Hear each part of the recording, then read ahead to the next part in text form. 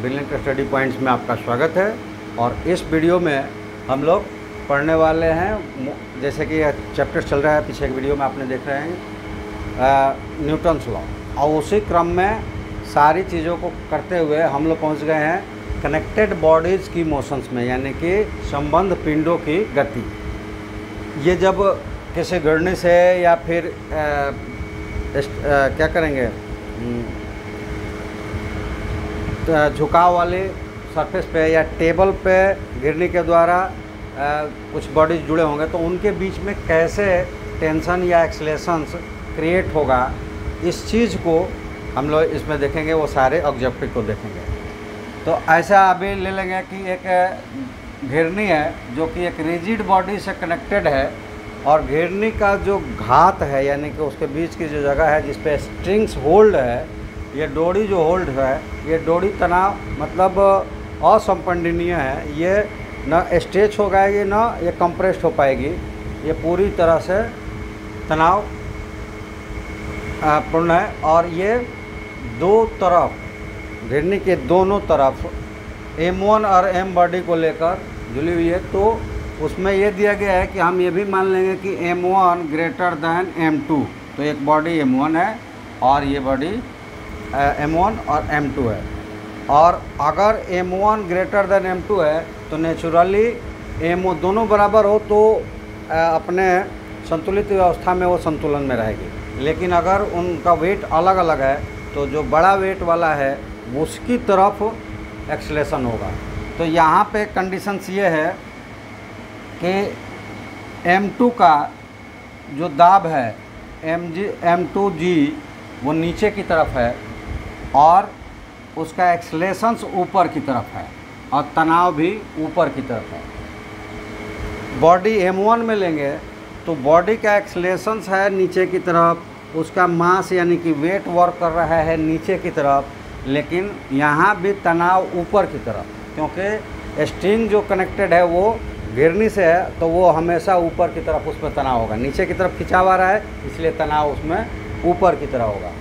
तो एक एक बॉडी के कर का अलग अलग हम उनका इक्वेशन निकालते हैं, और फिर उस इक्वेशंस को रिलेट करके हम बाकी चीज़ें निकालते हैं। तो इसमें सबसे पहले हम लेते हैं कि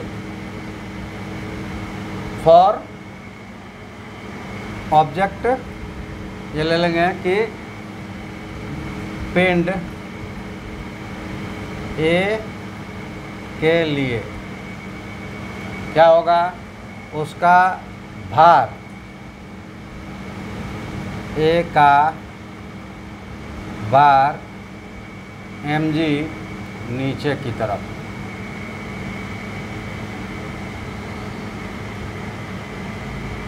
और उसका तनाव ऊपर की तरफ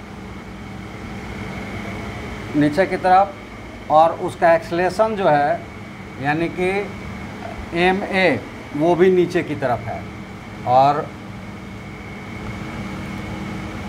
एक की गति की दिशा ये भी नीचे की तरफ, ठीक है। और एक की ए से संबंध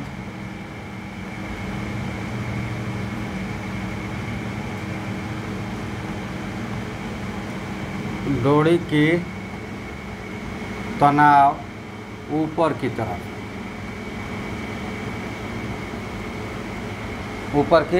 तरफ, तो ऐसी कंडीशंस में उसकी गति जो हो रही है नीचे की तरफ, तो गति द्वितीय है, गति नियम को हम द्वितीय गति नियम को हम अगर फॉलो करें तो यहाँ पे जो फोर्स है वो mg है और t है तनाव, टेंशन।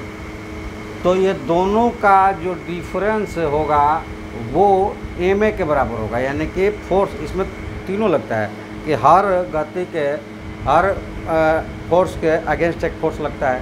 अगर दोनों अनबैलेंस होते हैं तो मोशन होता है, अगर बैलेंस होते हैं तो वो स्थिर अवस्था होती है। तो यहाँ पे जो फोर्स होंगे, अब फोर्स की वजह से जो गति होगी वो दोनों फोर्सेस कैसे होंगे, तो यहाँ होगा m1g minus T is equal to m1a, ठीक है, m1a। अब एक चले आते हैं इसी तरह पिंड B के लिए।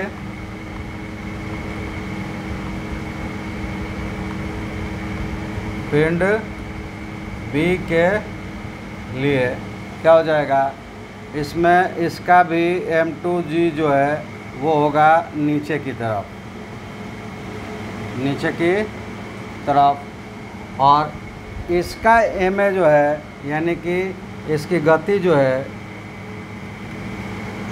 गति है ऊपर की तरफ, और तनाव दो तरफ, गिरने के दो तरफ अगर स्ट्रिंग्स झुके हुए हैं तो पूरा सिस्टम्स का, जैसे कि यहाँ एक एक है तो एक एक ही है, लेकिन अगर दोनों तरफ दो दो तीन तीन चाहे जितने भी कनेक्टेड हो तो पूरा सिस्टम्स का टेंशन ऊपर की तरफ होगा। दो बॉडी के बीच में भी टेंशन ऊपर की तरफ होगा, क्योंकि mg नीचे की तरफ अगर खींच रहा है उसको, तो टेंशन जो होगा ऊपर की तरफ उसको अपोज करेगा।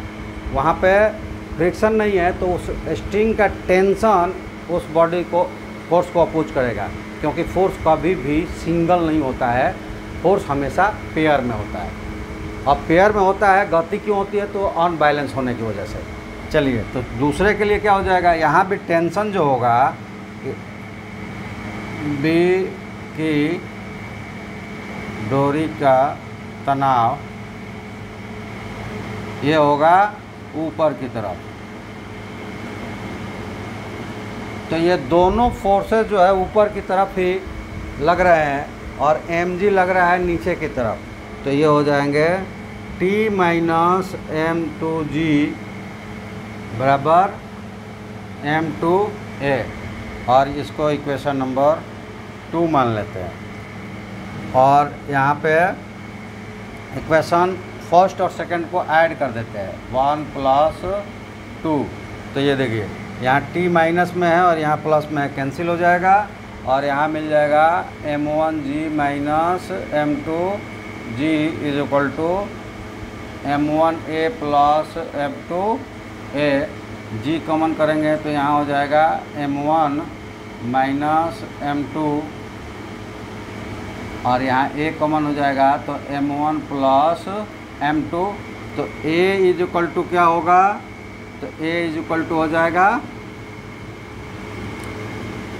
m1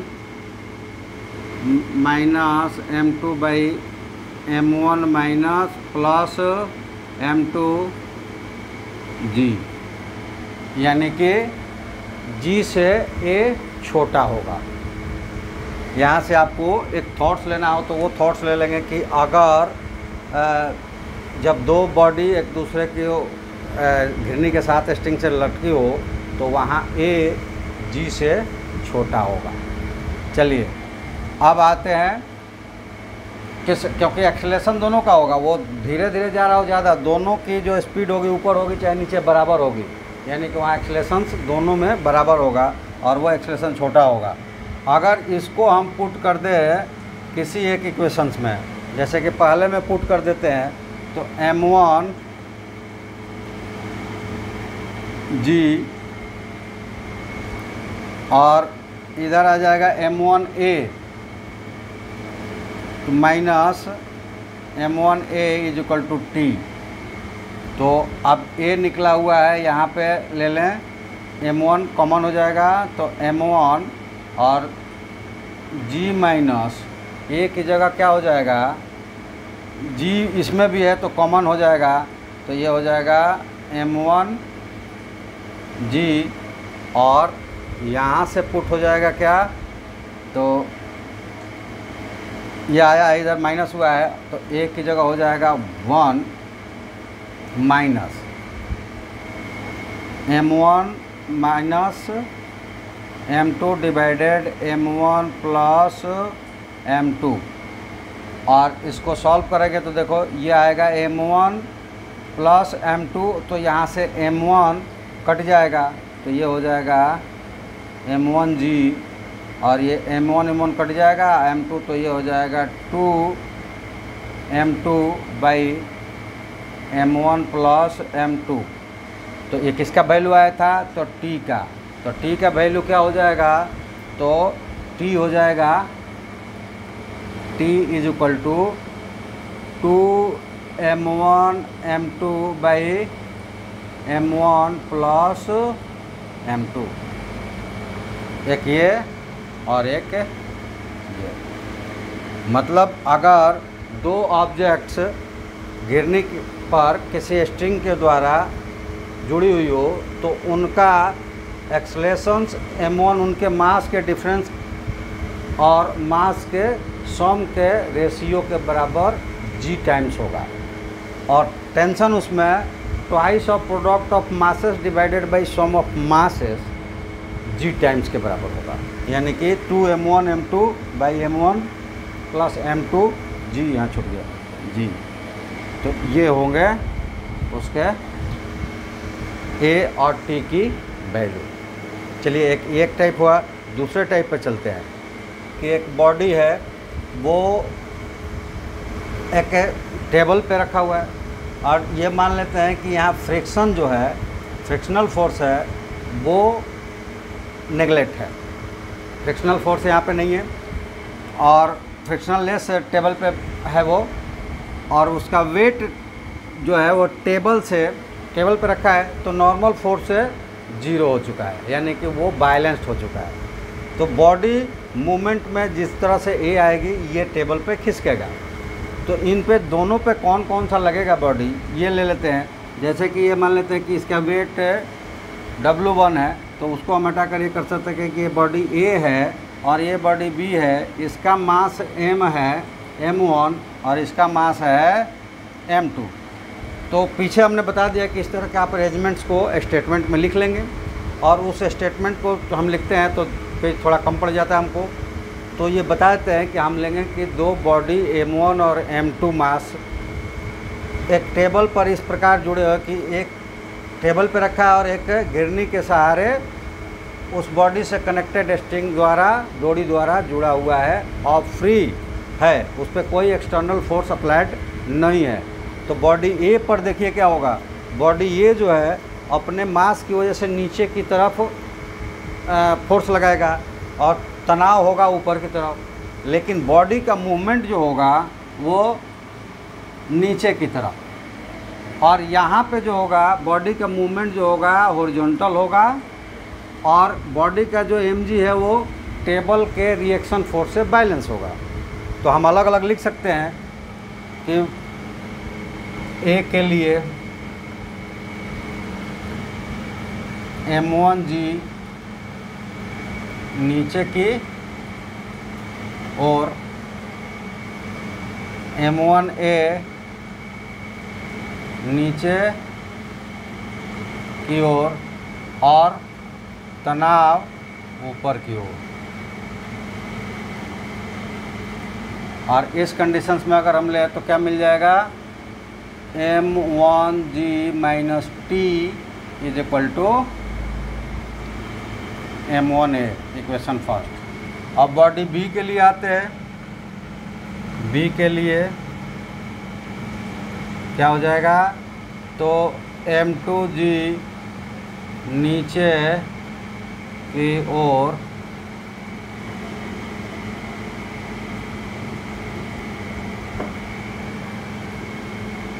नॉर्मल फोर्स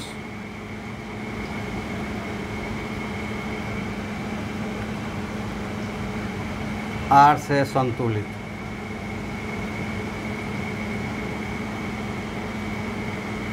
तो ये तो संतुलित हो जाएगा, लेकिन M2a क्षैतिज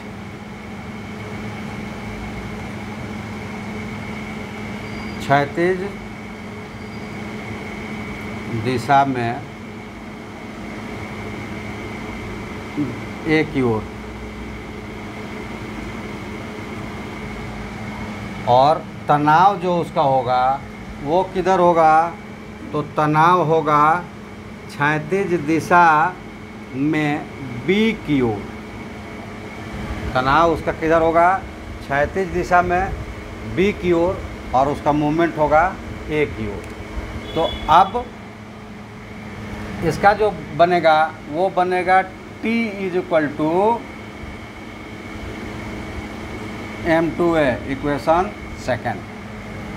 अब यहाँ पे देखिए क्यों बना ऐसा कि ये mg और r तीन फोर्सेस जो लगे हुए हैं, तो ये हो जाएगा mg minus r plus T is equal to m2a और r is equal to m2mg, तो ये दोनों कट गया तो T इज इक्वल टू आ गया m2a और 1 और 2 को ऐड कर देते हैं तो ये देखिए T प्लस में माइनस में कट गया, तो यहाँ मिल जाएगा प्लस करने पर m1g equal to m1a plus m2a, तो यहाँ से मिल जाएगा that gives a is equal to m1 by m1 plus m2g, क्योंकि यहाँ a कॉमन कर दें अगर तो ये हो जाएगा m1 प्लस m2, तो m1 प्लस m2 आकर इधर डिवाइड हो गया g के साथ, तो एक्सलेशंस मिलेगा m1 by m1 plus m2 times g times.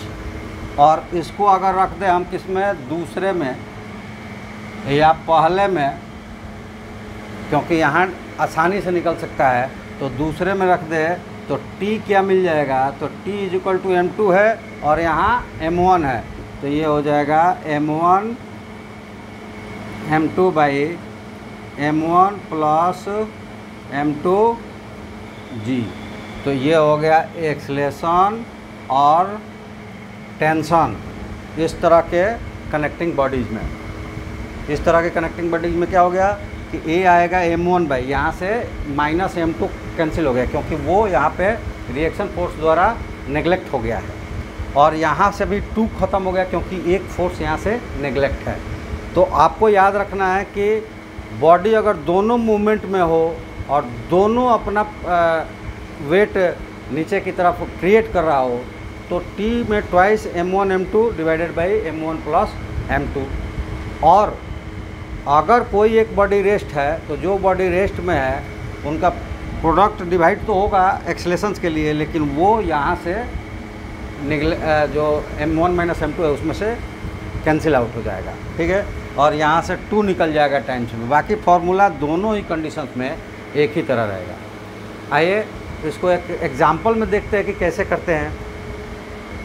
तो एग्जांपल में देखिए, चलिए क्वेश्चंस है कि एग्जांपल्स के लिए कि समान द्रव्यमान के 3 पिंड A, B, C प्रदर्शित है जो एक स्थिर घिरनी से होकर जाने वाली डोरी से बंधे हैं, तो A और B के बीच तथा B और C के बीच तनाव ज्ञात करें।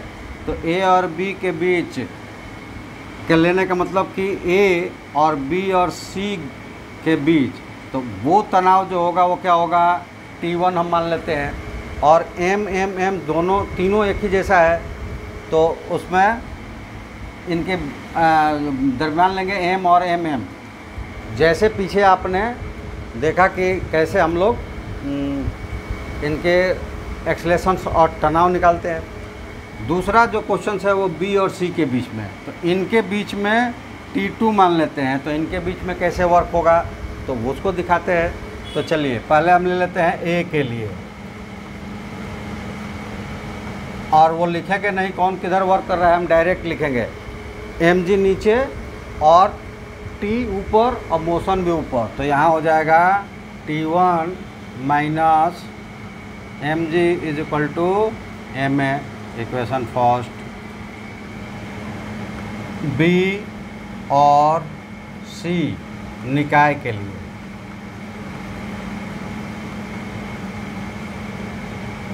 क्या हो जाएगा, पूरा mg यानी कि 2m m plus m g किससे माइनस होगा, minus T1 is equal to क्या हो जाएगा, दोनों का यहाँ भी ऐड आएगा mg ma, ये क्या हो जाएगा ma। इक्वेशन नंबर सेकंड, और इन दोनों को अगर ऐड कर दिया 1 + 2, तो इस कंडीशंस में क्या मिल जाएगा, तो ये T1 और T1 कट जाएगा, mg minus 2mg minus mg is equal to हो जाएगा mg is equal to ma और 2ma 3ma, और m से m कट जाएगा, तो यहाँ से मिल जाएगा a is equal to g/3। तो यहाँ a मिल गया, तो इसको पुट कर देंगे हम किस में, 1 में। तो 1 में a की मान रखने पर क्या हो जाएगा, T1 is equal to mg plus ma, m common हो जाएगा, तो g प्लस g/3 आ जाएगा, और ऐड करेंगे तो 4/3 mg हो जाएगा। तो पूरे निकाय A और B के बीच होगा, T1 आ रहा है, तो A और B के बीच T1 जो होगा वो कितना हो जाएगा, 4 mg। अब हमें निकालना है B और C के बीच में, तो B और C के बीच में देखिए क्या हो रहा है, mg नीचे की तरफ आ रहा है, ये ले लेते हैं C के लिए। C के लिए क्या हो जाएगा, mg नीचे की तरफ और T ऊपर की तरफ, और मोशन हो रहा है नीचे की तरफ, तो mg minus T2 is equal to ma। ठीक है, क्यों यहाँ ma ले कि एक ही का इनका अब कैलकुलेट हो चुका है, तो उसमें अब m इवॉल्व नहीं होगा, तो इस अनुसार मिल जाएगा हमें T2 is equal to mg minus ma, और यहाँ पे हो जाएगा m कॉमन हो जाएगा, तो g माइनस a। और ये देखिए a अलग से हमें कैलकुलेट करने की ज़रूरत नहीं है, क्यों, क्योंकि ये पूरे निकाय का जो एक्सलेशन है वहीं एक्सलेशन C का भी होगा, तो ये हो जाएंगे T2 is equal to m, और g माइनस a कितना आया है, g/3, a कितना आया है, तो g/3 माइनस करेंगे तो 2g/3 हो जाएगा, तो ये हो जाएगा 2/3 mg। तो यानी कि आपका A और B के बीच के लिए जो टेंशन है वो T1 है, वो कितना आया, 4/3 mg, और B और C के बीच में जो टेंशन है वो T2 है, तो ये आया 2/1 mg, और ये आपका आंसर हो जाएगा। तो गैस आपसे निवेदन है, जो विद्यार्थी है वो भी, जो विद्यार्थी नहीं है वो भी, कि आप चैनल्स को सब्सक्राइब करें, लाइक करें, शेयर करें, कमेंट्स करें, और अपने ग्रुप में शेयर करके और अपने दोस्तों से सब्सक्राइब करवाएं, ताकि चैनल का ग्रोथ हो। चैनल का ग्रोथ होगा तो आपका ग्रोथ 100% होगा, क्योंकि यहाँ हम जो भी कंटेंट्स लेकर आएंगे वो आपके फ़ायदे का होगा, नुकसान का नहीं होगा। तो चलिए, ये आशा में कि आप हमें सब्सक्राइब कर उत्थान होने में, हमारे मतलब उत्थान करने में सहायता प्रदान करेंगे। आप सबका धन्यवाद करते हुए, जय हिंद।